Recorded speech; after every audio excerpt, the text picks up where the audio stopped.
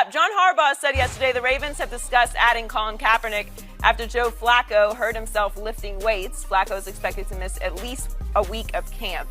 This morning, the Ravens announced they've signed quarterback David Olson, who played in an indoor football league. Shannon, what does this tell you?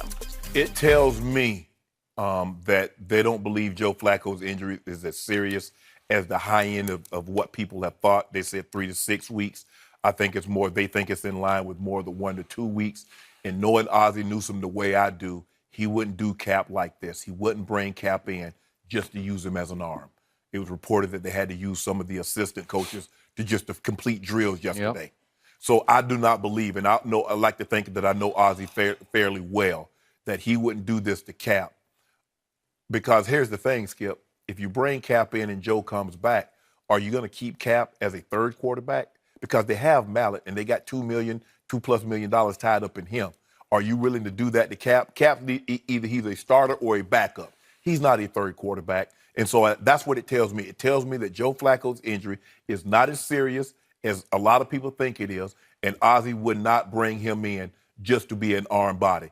But it's going to take someone like the Ravens, a general manager, Ozzie Newsome, a head coach in John Harbaugh, and a Steve Bisciotti, who's great in the community, general manager and head coach that's on firm footing, to bring Colin Kaepernick in. And that's what I thought early on, that it would be the Kansas City Chiefs, because Andy's on strong footing. Now, Clark Hunt said, though, we'd have no problem bringing him in. It's easy to say when you have Alex Smith and you drafted a quarterback in the first round, because you're never going to have to be put to the test to find out. But I believe this is why Colin didn't sign with the Ravens, is because Joe Flacco's injury is not as serious as maybe some think, and Ozzie doesn't want to bring him in just to be a camp arm and to release him in 2 weeks. I'm sorry. This is another bad sign for Colin Kaepernick. And in the end, my takeaway is even the Ravens done him wrong. They put him in an awkward position again, because they talked about how much, John Harbaugh talked about how much he loves Colin Kaepernick, how many conversations he had with Colin Kaepernick. They've talked about politics and they've talked about religion and all these deep things, and that he really loves him as a young man and admires him as a quarterback performer, what he's done for, obviously, John's brother Jim. And yet, there were some other quotes that I saw yesterday from John Harbaugh that are damaging to Colin.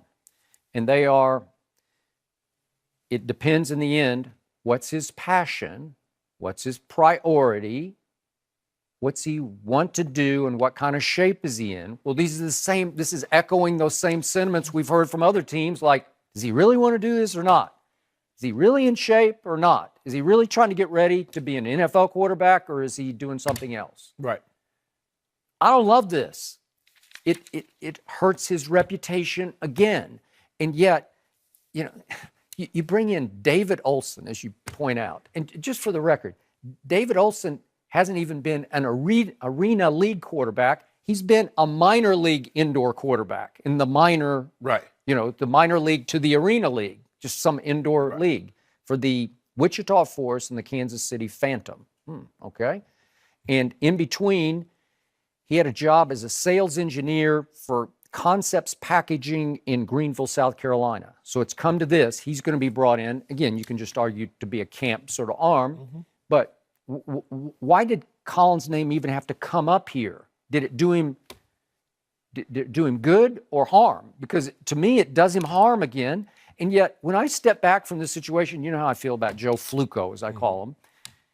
His playoff record is impeccable. It's just impeccable. It's inarguable.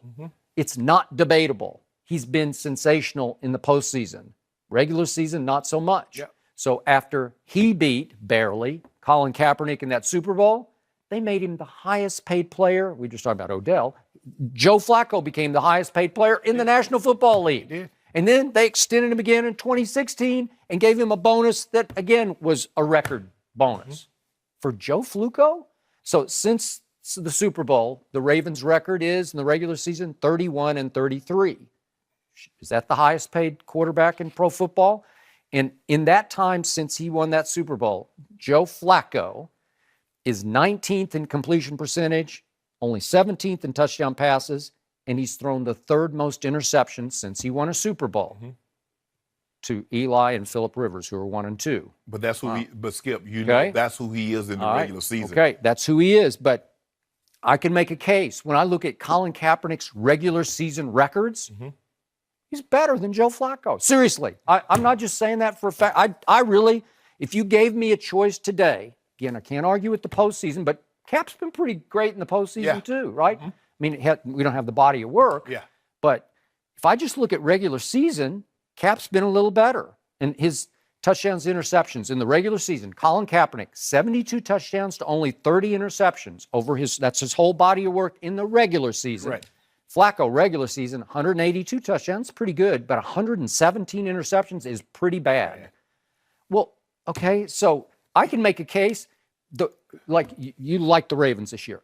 I think they would be a little better. I would give them a little better chance to go farther with Colin Kaepernick as their quarterback than Joe Flacco. That's just me. Skip, but if you look at Joe, he's never going to have the highest completion percentage because he throws the ball down the field. He's an over-the-top thrower of the football. He's never going to wow you with his numbers. He's not going to throw for 35 touchdowns and single-digit interceptions. That's not who he is. He's not going to lead in QBR or passer rating or whatever stat you want to judge a quarterback by, other than wins and losses come playoff time. And that's what he is. He is a big game hunter when it comes to the playoffs. Okay. But if you look at his regular season resume, and that's what happens, Skip, they roll the dice.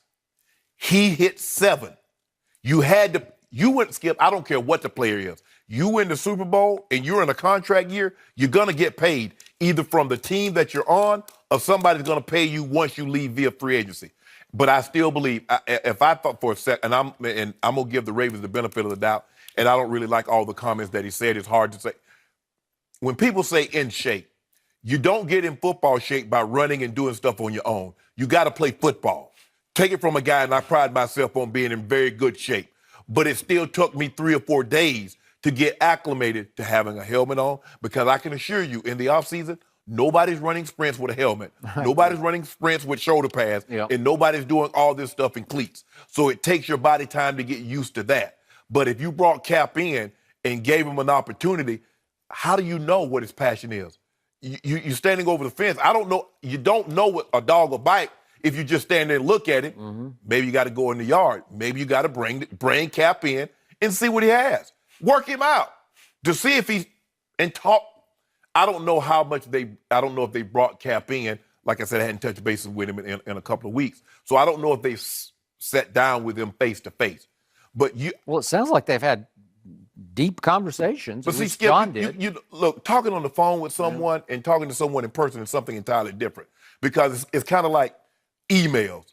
What's the tone? What's his body language? What's he looking at? Now, I can read something, but I don't know. But now you tell me, and I'm looking at you. Now I get a better sense of what you're actually saying. Yep.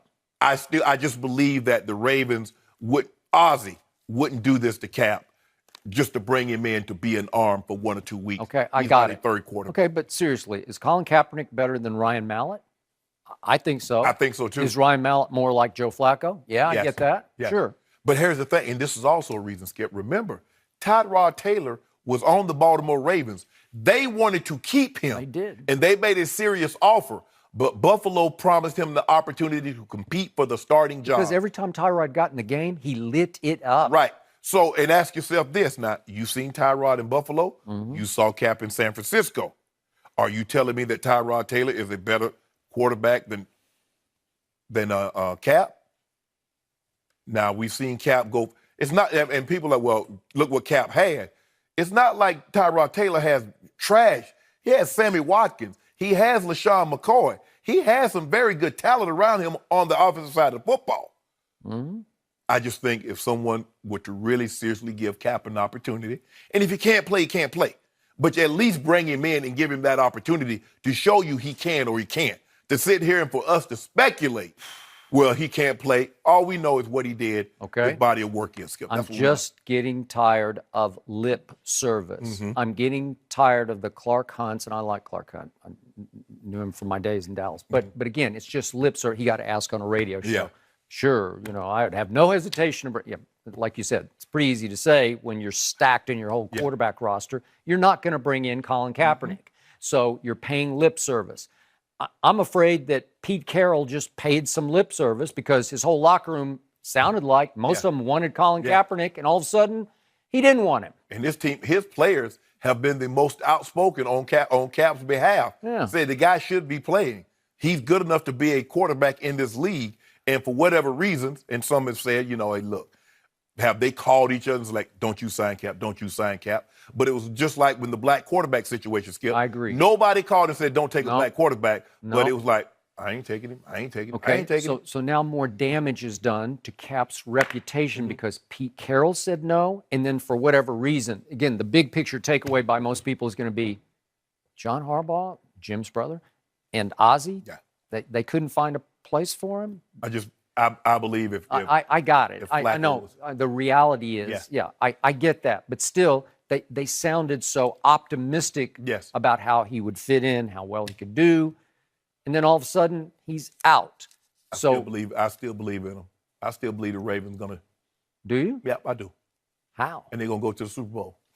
Oh, you still believe in the Ravens? They signed Cap, going to the Super Bowl. I don't understand, and maybe I'm missing something, so maybe someone can explain it to me. What is this constant mantra of we don't know what his priority or passion is? Yeah. Did he skip a game last year? Did he kneel during an action, during action? Was he late to practice or to training camp or to a game? I love how now I really, truly do not understand where that is coming from. They're starting to view him as a crusader, as beyond being just the quarterback. Okay, but plenty of athletes and players do stuff off the field. It doesn't make any sense to me. There are 32 teams. There are 53 men per team.